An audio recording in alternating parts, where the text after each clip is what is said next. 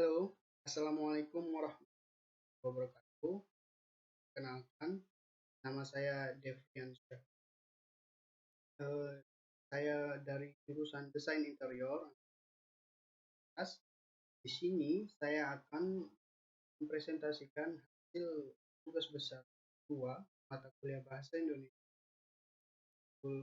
upaya meningkatkan minat baca di kalangan siswa Universitas Pakuan. Lanjut saja, latar belakangnya minat membaca adalah kecenderungan jiwa yang aktif untuk memahami bahasa, memperoleh informasi yang erat hubungan dan perasaan, senang secara potensial, perhatikan dan menerima sesuatu yang datang.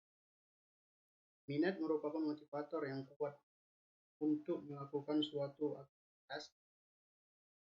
Aktivitas membaca akan dilakukan ya sangat ditentukan oleh minat anak terhadap aktivitas tersebut. Secara umum, minat dapat diartikan sebagai suatu kecenderungan yang seseorang berusaha untuk mencari ataupun mencoba aktivitas dalam bidang tersebut. Dan membaca merupakan kegiatan atau proses menerapkan sejumlah keterampilan teks bacaan. Oleh sebab itu, membaca dapat dikatakan sebagai kegiatan memberi informasi yang menulis dalam tuturan bahasa tulis. Seseorang mampu membaca bukan karena kebetulan saja, tetapi karena seseorang tersebut belajar dan berlatih membaca teks yang terdiri atas kumpulan huruf bermakna. Selanjutnya, cara meningkatkan minat baca mahasiswa Universitas. Nah, dalam meningkatkan minat baca para mahasiswa, dosen mempunyai peran sentral di kampus untuk memberikan tugas ya. Selain memberikan perkuliahan dan pengajaran, dosen harus jeli dalam memberikan pelajaran. Pengajaran dosen di kampus biasanya membuat mahasiswa jenuh dan ketika menerangkan kuliah satu arah sehingga mahasiswa tidak bisa memahami dan memberikan feedback. Maka bisa dilakukan diskusi ataupun buat kelompok. Dengan membiasakannya membuat resensi, juga perlahan-lahan minat bacanya akan bertambah dan mendorong baca. Lalu, peran penting perpustakaan, dosen, dan keluarga dalam meningkatkan minat baca. Yang pertama, peran perpustakaan dalam meningkatkan minat baca pada mahasiswa. Untuk memberikan suasana yang lebih nyaman, pihak perpustakaan dapat menata buku, furnitur, dan menambah dekoratif perpustakaan sebagai salah satu daya tarik mahasiswa untuk berkunjung ke perpustakaan. Jika dalam hal ini saja mereka tidak melakukannya, maka para mahasiswa yang berada di dalam perpustakaan merasa bosan, ngantuk, atau bisa membuat mereka menjadi malas. Yang kedua, peran para dosen dalam meningkatkan minat baca pada mahasiswa. Selain dari pihak perpustakaan, peran dosen pengajar juga dapat meningkatkan minat baca mahasiswa mercubuana. Salah satunya dengan cara motivasi mahasiswa dan juga dapat dilakukan dosen pengajar di kelas mereka dengan memberikan sebuah motivasi. Bisa dalam pemberian tugas, para dosen di setiap mata kuliah meminta para mahasiswa mencari sebuah kutipan atau resensi bacaan dari buku. Maka secara tidak langsung dapat membuat mahasiswa mengharuskan membaca buku yang berbeda. Lalu, peran keluarga dalam meningkatkan minat baca. Peran keluarga juga sangat penting untuk membutuhkan minat baca. Keluarga bisa dikatakan sebagai unit kecil dalam masyarakat yang merupakan salah satu faktor penentu yang dapat mendorong anaknya untuk membaca. Keluarga dapat menumpuk kecintaan anak sejak dini untuk membaca dengan berbagai kegiatan yang sifatnya dapat meningkatkan anak dan pentingnya membaca. Beberapa kegiatan dapat dilakukan orang tua bersama anaknya seperti perpustakaan, mengusahakan perpustakaan keluarga, dan memberikan hadiah buku. Maka kegiatan-kegiatan ini mempunyai pengaruh yang positif dalam usaha menumbuhkan minat baca. Lalu ada faktor yang mempengaruhi rendahnya minat baca. Menurut saya, Terdapat beberapa faktor yang mempengaruhi rendahnya minat baca mahasiswa Universitas, yaitu dari faktor internal dan faktor eksternal.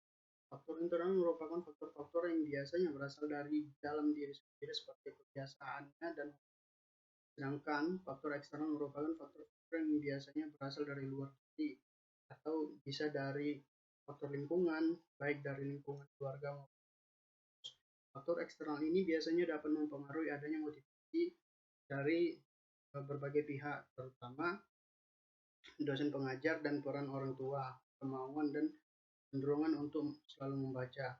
Tapi selain dari faktor tersebut, masih ada faktor minat baca di kalangan Universitas Buana, diantaranya kurangnya kesadaran. Jika setiap individu menambahkan rasa kesadaran akan pentingnya membaca, tentu saja hobi membaca akan tumbuh dalam diri kita, dan membaca akan menjadi kebutuhan bagi diri kita.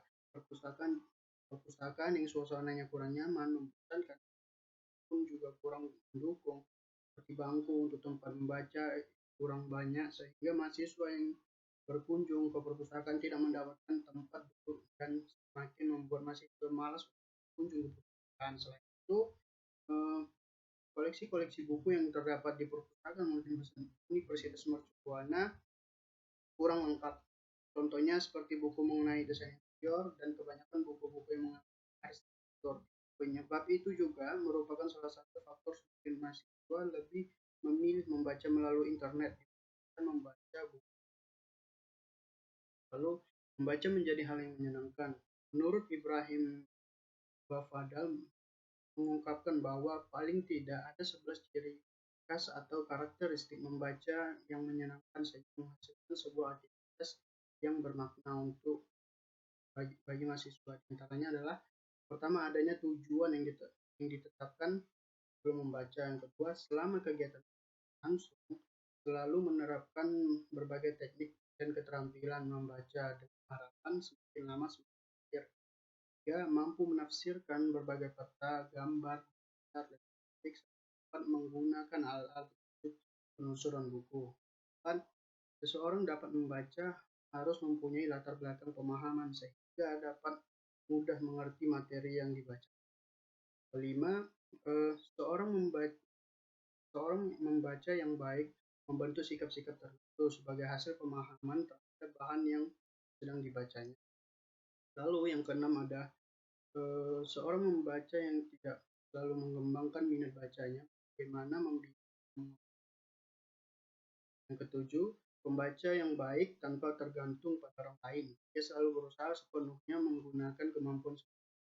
Yang kedelapan, pembaca yang baik harus bisa membaca dengan kritis, baik kritis dalam membaca dan memahami materi imajinatif faktual, terutama materi yang disusun mempengaruhi pembaca maupun materi yang bersifat ini.